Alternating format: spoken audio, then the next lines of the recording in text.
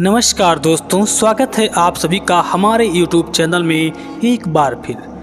दोस्तों, ये तो आप सभी जानते हैं कि महर्षि विश्वामित्र ऋषि बनने से पहले एक क्षत्रिय राजा हुआ करते थे और उनका नाम विश्वरथ था। हमारे धर्म ग्रंथों में महर्षि विश्वामित्र से जुड़े कई कथाओं का वर्णन किया गया है, जिनमें से अधिकतर कथाओं के बारे में आज भी लोग नहीं जानते हैं।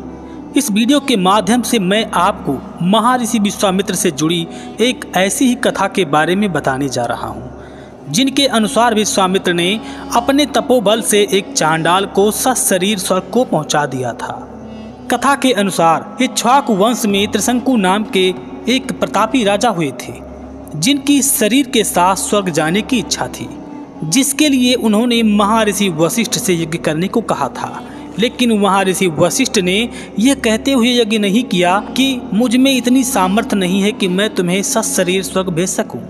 महर्षि वशिष्ठ के मना करने पर त्रिशंकु वशिष्ठ जी के पुत्रों के पास गए और उनसे भी यही यज्ञ करने के लिए अनुरोध किया। लेकिन जब महर्षि वशिष्ठ के पुत्रों को ये पता चला कि उनके पिता ने इस काम के लिए राजा त्रिशंकु को मना कर दिया है, तो उन्होंने त्रिशंकु से कहा, हे राजन, क्या तुम मूर्ख हो जो इतना भी नहीं जानते कि जब मेरे पिता तुम्हारे सशरीर स्वर्ग जाने के लिए नहीं भेज सकते तो हम लोग कैसे तुम्हें भेज पाएंगे।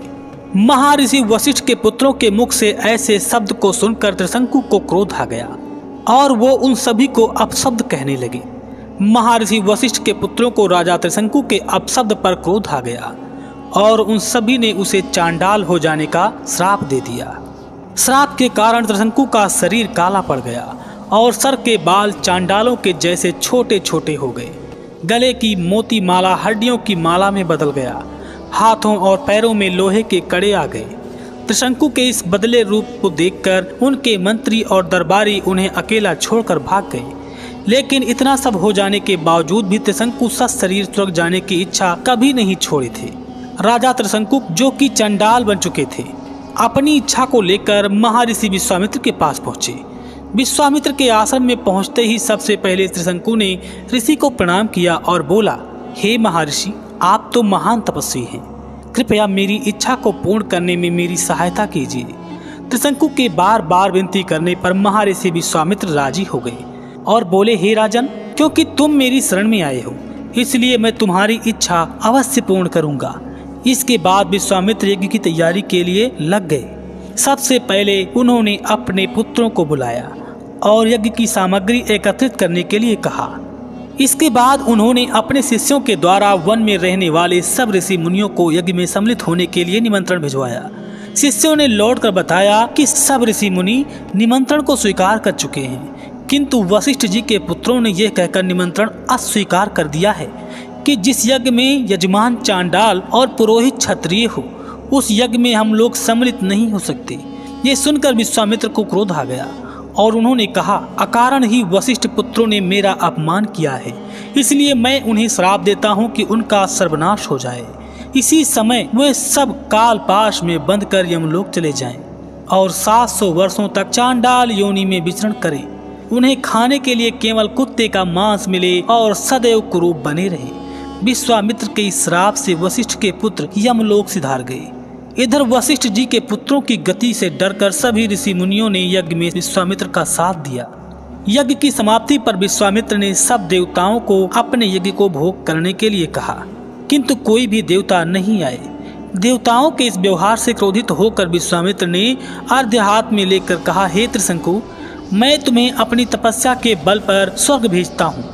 इतना कहकर विश्वामित्र ने मंत्र पढ़ते हुए आकाश में जल छिड़का और राजा त्रिशंकु सशरीर स्वर्ग की ओर चल पड़े। उधर चांडाल के रूप में त्रिशंकु को स्वर्ग में आया देखकर देवराज इंद्र क्रोधित हो उठे। उन्होंने त्रिशंकु से कहा, हे मूर्ख, तुझे तेरे गुरु ने श्राप दिया है, इसलिए तू स्वर्ग में नहीं रह सकता। इंद्र के ऐसा कहते ही त्रिशंकु सिर के बल पृथ्वी पर गिरने लगा और विश्वामित्र से अपनी रक्षा की प्रार्थना करने लगा। विश्वामित्र ने त्रिशंकु को वहीं ठहरने का आदेश दिया। विश्वामित्र ने उसी स्थान पर अपनी तपस्या के बल से स्वर्ग की रचना कर दिया और नए तारे तथा दक्षिण दिशा में सप्तऋषि मंडल बना दिया। इसके बाद उन्होंने नए इंद्र की सृष्टि करने का विचार किया, जिससे इंद्र सहित सभी देवता भयभीत हो गए।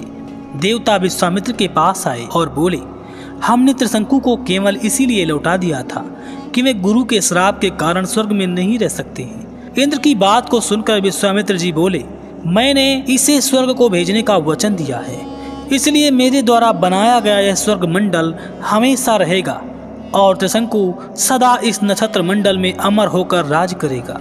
इससे संतुष्ट होकर इंद्रादि देवता अपने अपने लोक को चले गए।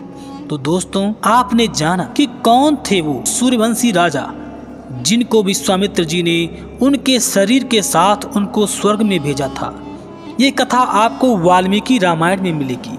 अगर आप इस कथा को पढ़ने के उत्सुक हैं तो आप वाल्मीकि रामायण को पढ़ सकते हैं, जिसमें स्वयं सतानंद जी भगवान श्री राम को विश्वामित्र की बातों को बता रहे हैं। ये धनुष यज्ञ के बाद की कथा है, जब धनुष यज्ञ हो चुकी थी, माता सीता का विवाह हो चुका था। श्री राम जी अपने ससुराल में कुछ दिन के लिए रुके थे, तो वहाँ पर अहिल्यानंदन सतानंद जी स्वयं विश्वामित्र के बातों की गणना कर रहे हैं, उनकी बड़ाई कर रहे हैं कि विश्वामित्र जी को ऐसे छोटे मोटे ऋषि मुनि मत समझिए। वो स्वयं कभी एक क्षत्रिय राजा हुआ करते थे और अपने राज्य के विस्तार के लिए वो हर जगह पर लड़ाइयाँ करके कई देशों को अपने अधीन कर चुके थे। इस तरह से एक बार वशिष्ठ जी से उनकी मुलाकात हो गई थी और वशिष्ठ जी के पास एक नंदनी नाम की गाय थी। उस गाय के लिए उनसे एक भीषण युद्ध हुआ था, क्योंकि वो गाय इच्छाधारी थी। उससे जो भी मांगा जाता तो वो तुरंत प्रकट कर देती थी। ये गाय महर्षि वशिष्ठ को जब मिली थी, जब समुद्र मंथन हुआ था। समुद्र मंथन से स्वयं ये गाय प्रकट हुई थी और देवताओं ने उन्हें दे दिया था।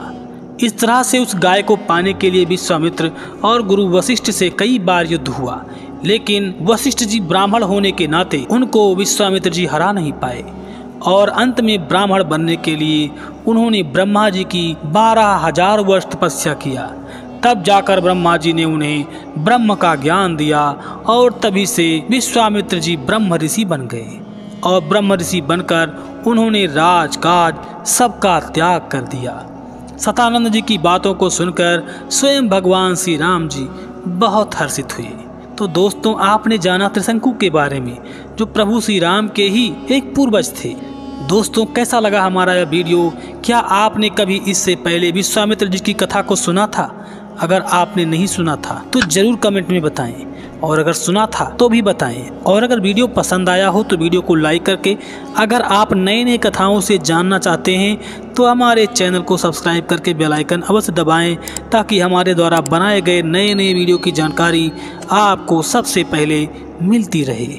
लेते हैं आपसे इजाज़त, मिलेंगे फिर ऐसे ही एक नई कथा के साथ। तब तक के लिए जय श्री राम।